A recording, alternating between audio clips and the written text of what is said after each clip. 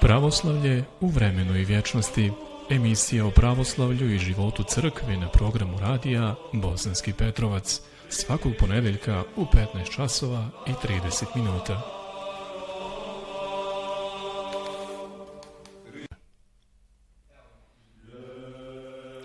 Pomaže Bog, dragi slušalci, dobrodošli u još jedno izdanje emisije Pravoslavlje u vremenu i vječnosti na programu radija Bosanski Petrovac. Emisija Pravoslavlje u vremenu i vječnosti realizuje se u okviru projekta Ciklus radijskih emisija Pravoslavlje u vremenu i vječnosti pod pokroviteljstvom Ministarstva kulture i informisanja Vlade Republike Srbije. Emisija se realizuje sa blagoslovom njegovog preosveštenstva episkopa Bihaćko-Petrovačkog gospodina Sergija. Glavni i odgovorni urednik emisije protojerej Bojan Mitrić, starješina Hrama svetih apostola Petra i Pavla u Bosanskom Petrovcu. Sa vama u studiju voditelj emisije profesor pravoslavne vjeronauke Predrag Vujić, a muzičko-tonski realizator radija Bosanski Petrovac Samir Hujić. Emisija Pravoslavlje u vremenu i vječnosti kolažnog je tipa, nudi širok spektar raznovrsnih tema i sadržaja iz života pravoslavne crkve u krajini.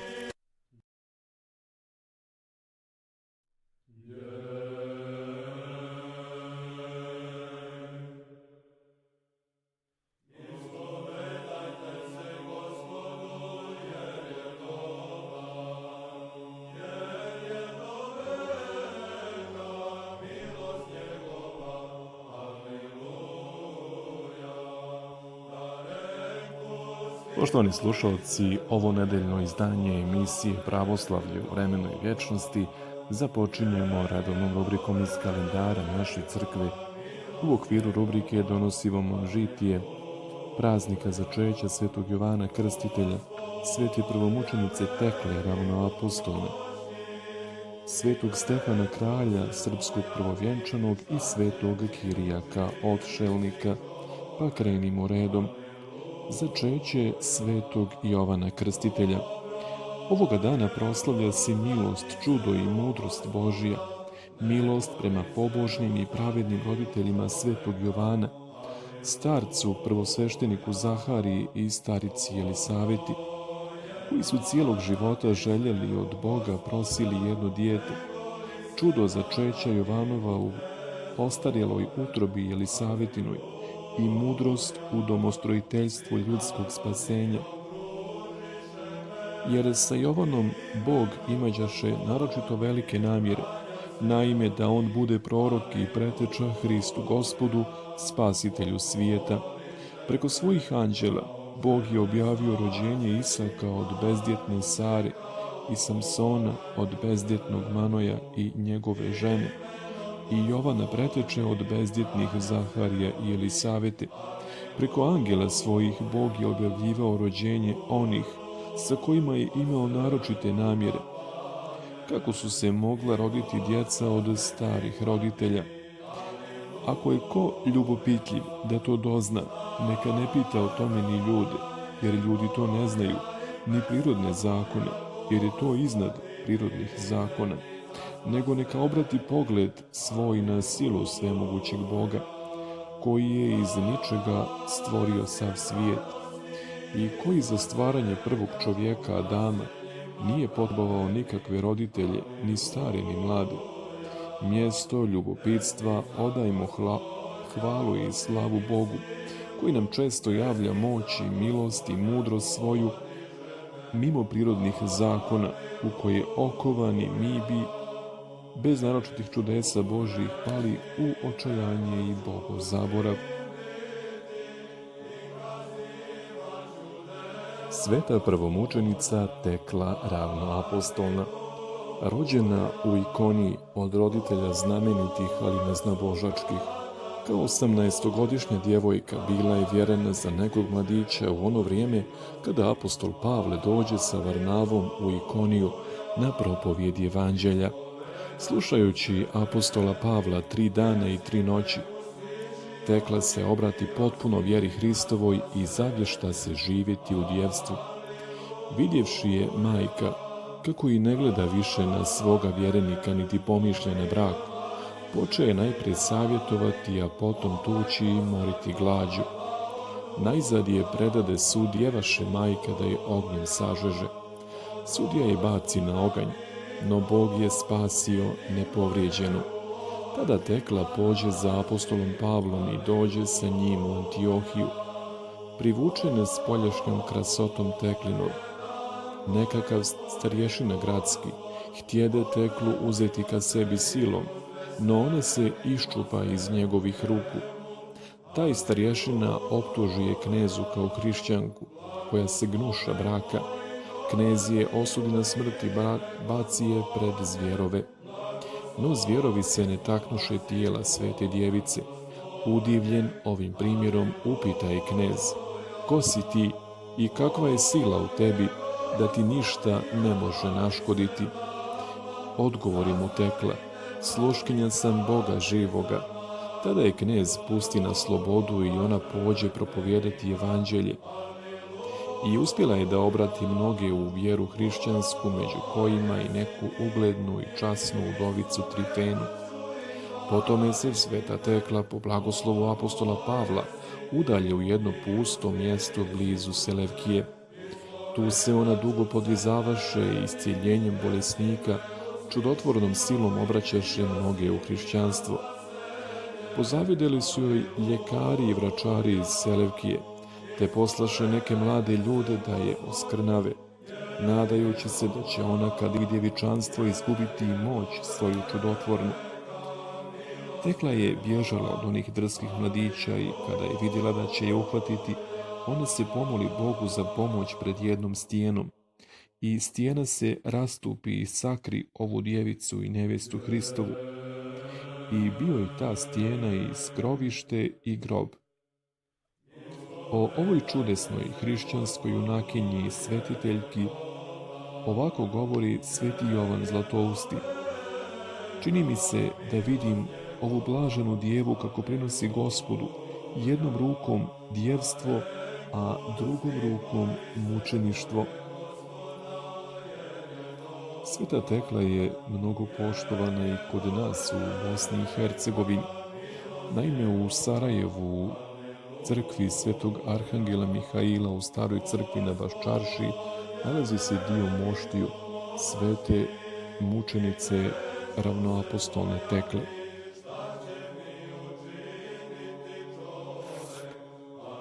Sveti Stefan, kralj srpski prvovjenčani, kronisan je za kralja u svojoj zadužbini Žiči od svog brata i duhovnog oca, Svetog Save.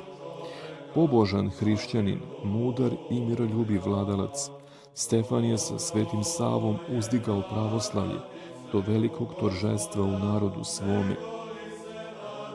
Po njegovoj želji Sveti Sava zamonašio ga je pred smrt i dao mu ime Simon. Upokojio se u Gospodu 1224. godine. Njegove čudotvorne mošti počivaju u Studenici. Sveti Jovan Bogoslov, apostol i evanđelist, sin ribara Zavedeja i Salomije, kćeri Josifa, obručnika Svete Bogorodice, pozvan Gospodom Isusom, Jovan odmah ostavi svog oca i mreže ribarske i pođe sa svojim bratom Jakovom za Hristom. I od tada se više nije odvajao od Gospoda svoga do kraja. Sa Petrom i Jakovom prisustvovao je vaskrsenju kćeri Jairove i preobraženju Gospoda Isusa Hrista na gori Tabor. Na tajnoj večeri stavio je bio glavu na prsi Isusove. Kada su svi drugi bili ostavili raspetu Gospoda, Jovan je sa Svetom Bogorodicom ostao pod krstom. Po naređenju Gospoda on je posle bio kao sin Svetoj Djevi Mariji i brižno je služio i čuvao do uspenije njenog. Po uspeniju presvete Bogorodice otišao je Jovan sa učenikom svojim Prohorom na propovjed evanđelja u Malu Aziju. Najviše je boravio i radio u gradu Efesu. Svojom nadahnutom propovjeđu i čudotvorstvom on je obratio mnoge u hrišćanstvo. i poljuljao neznaboštvo iz temelja. Neznabošci ozlojeđeni vezaše ga i poslaše u Rim, caru Domitijanu. Pred carem bješe mučen i bijen, no kako ne naškodi ni najljući otrov koji mu dadoše da ispije, niti ključalo maslo u koje ga vrgoše. Car se uplaši i smatrajući ga besmrtnim, posla ga u izgnanstvo na ostrvo Patmos. Na tom ostrvu sveti Jovan prevede mnoge u hrišćanstvo riječima i čudesima i utvrdi dobro crkvu Božiju. Tu napisa evanđelje svoje i čuveno otkrovenje Jovanovo, posljednju knjigu Novog Zavjeta. U vrijeme cara Nerve, koji dade slobodu svim sužnjima, Jovan se uputi ponovo u Efes, gdje proživije neko vrijeme utvrđujući tu svoje ranije započeto djelo. Biješe mu preko 100 godina kada se predstavi Gospodu. Kada mu učenici posle nekog vremena otvoriše grob, ne nađoše tijela njegovog, ali svake godine 8. maja ishodilo iz njegovog groba neki sitan prah, mirisan i ljekovit. Poslije dugog, mnogotrudnog i mnogoplodnog života na zemlji, preseli se ovaj ljubljeni učenik Hristovi i stup crkve u radost Gospoda svoga, u mirnu i besmrtnu radost. Sveti Kirijak Otšelnik, rođen u Korintu od roditelja Jovana i Evdokije, otac Jovan mu biješe prezviter, a mjesni episkop Petar srodnik njegov. U ranoj mladosti postavi ga episkop za čteca saborne crkve. Čitajući Sveto pismo, mladi Kirijak divlješe se promislu Božijem, kako proslavi sve istinite sluge Boga živoga i kako ustroji spasenje roda ljudskog. U 18. godini njegovoj odvede ga želja za duhovnim životom u Jerusalim. U Jerusalim stupi u manastir nekog Božijeg čovjeka, Evstorgija, koji mu dade početna uputstva u monaškom životu. Potom ode svetom Jeftimiju, koji ga prozre kao budućeg velikana duhovnog, obuče ga u shimu i posla na Jordan svetom Gerasimu, gdje Kirijak provede 9 godina. Po smrti Gerasimovu opet se vrati u manastir svetog Jeftimija, gdje ostade na bezmolviju 10 godina. Poslije toga sveti Kirijak je mijenjao mjesto za mjestom, begajući od slave ljudske. Podvizavao se i u obitelji svetog Haritona, gdje najzad iskonča svoj zemni put, navršivši 109 godina života. Proslavljeni podvižnik i čudotvorac sveti Kirijak bio je krupan i snažan tijelom i takav ostao do duboke starosti i pored teškog posta i bdjenja. U pustinji se ponekad godin hranio samo sirovim zeljem. Revnovao je mnogo za vjeru pravoslavnu, izobličavajući jeresi, naročito jeres Origenovu. Za sebe je govorio da ga otkako je monah, sunce nikad nije vidjelo da jede, niti da se gnjevi, odnosno ljuti na koga. Po ustavu svetog Haritona, monasi su jeli samo jedanput dnevno i to po zalasku sunca. Bješe Kirijak svjetilo veliko, stup pravoslavlja, ponos monasima, moćni iscijelitelj bolnih i blagi utješitelj tužnih. Poživivši dugo na korist mnogih, preseli se u vječnu radost Gospoda svoga 557. godine po rođenju Hristovom. Tema emisije Pravoslavlje u vremenu i vječnosti. U ovonedeljnom izdanju emisije Pravoslavlje u vremenu i vječnosti nastavljamo da govorimo o vjeri. Ovaj put govorimo o vjeri kao oko naše duše i o vjeri kao našem ličnom susretu sa Gospodom Isusom Hristom, Spasiteljem našim. Vjera u Gospoda Hrista vodi nas u ljubav, u molitvu, u post, krotost i smirenost. Sve su to svete vrline. Svaka od njih postaje oko u našim dušama. I što se više vrline umnožavaju u nama, naša duša sve više očiju ima, sve više sagledava svjetove Božije, sve više vidi pravdu Božiju, istinu, sve više vidi, osjeća i doživljava život vječni. Sva naša duša postaje mnogooka, poput Heruvima vidovita, kako je govorio sveti otac Justin Ćelijski i Srpski. Šta je vjera? Vjera je svevideće oko, duša koja vidi Boga, koja ide za Bogom. Čovjek bez vjere je poput lađe bez kompasa na morskoj pučini, koji ne zna gdje da se okrene, koji ne vidi gdje je mirno pristanište. Čovjek sa vjerom ulazi u lađu crkve i plovi ka oltaru, ka žrtveniku i svetoj trpezi Gospodnjoj. A sveta trpeza Gospodnja i sveti putir, čaša pričašća i nezlobivo jagnje, žrtvovano u njoj, Hristos Gospod naš. On je naše mirno pristanište, mirna luka, kako je plovimo, krećući se po nemirnom moru ovosvjetskih iskušenja, plovimo ka toj mirnoj luci, ka oltaru, ka žrtveniku, svetoj trpezi, putiru, tijelu i krvi Hristovoj, samom Hristu bogočovečanskoj ličnosti.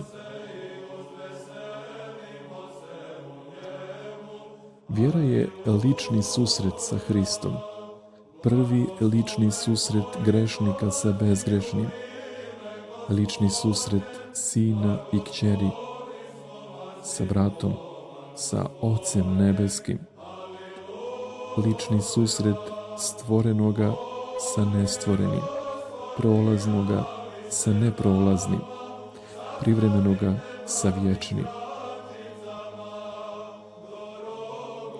Podvigom vjere čovjek hrabro nosi krst, hrabro strada. Podvigom vjere čovjek vaskrsava sebe iz groba egoizma. Vjera, to je ptica sa dva neslomljiva krila, molitvom i postom. Vjera koja se i moli i posti. Molitva koja vjeruje i posti. Post koji vjeruje i moli se.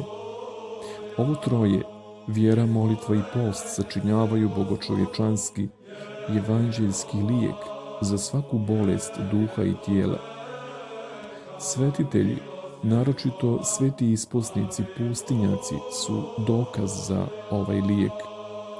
Jer ova evanđeljska vrlina trijada, vjera, molitva i post, jeste njihov način, njihov metod življenja i mišljenja, ali i osjećanja i djelanja. Kada je čovjekoljubivi Gospod htio da skrati svoje evanđelje, on ga je sveo na upravo ovu trojedinu vrlinu, vjeru, molitvu i post. Slabi li jedna u ovoj trovrlini, slabe i druge dvije, jača li jedna, sa njome jačaju i ostale dvije.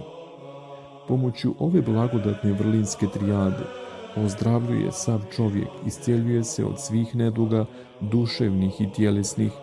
Gdje ima prave evanđeljske vjere, molitve i posta, tu je pravi čovjek, normalan čovjek i zdrav čovjek. Gdje njih nema, gdje nema vjere, molitve i posta, nema čovjeka, već sve sami razlomci od čovjeka, otpadci, sve osakaćeno, ogrehovljeno, osmrćeno. Gdje njih ima, gdje ima vjere, molitve i posta, tu je u čovjeku sve bogočežnjivo, sve ohristovljeno, oboženo, otrojičeno.